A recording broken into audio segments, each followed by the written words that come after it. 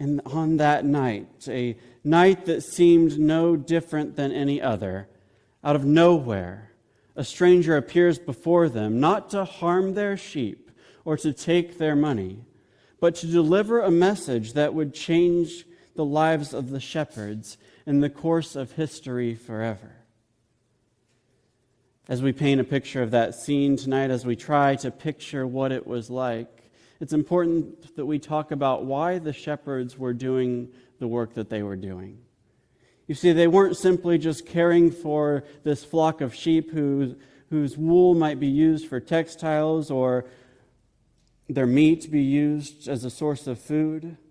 The shepherds were part of this animal sacrifice system that was common at the time, a system that was required by Jewish law, a system that was participated in by the religious people at that time. Part of a shepherd's job was to prepare the sheep in the flock to be sacrificed in Jewish ceremonies. The animals were then taken to Jerusalem to be sacrificed, and the law required that the animals be born within 5 miles of the city. Well, the fields around Bethlehem, the hillsides where these shepherds were living and working that night, well, they were just about 5 miles from Jerusalem. See where I'm going with this?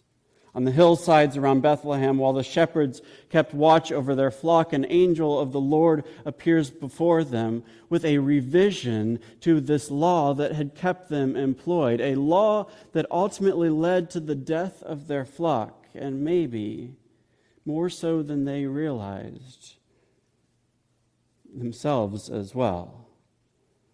Although they likely didn't realize the extent of what was about to come, the angel's appearance essentially communicated to them that animal sacrifices were no longer necessary.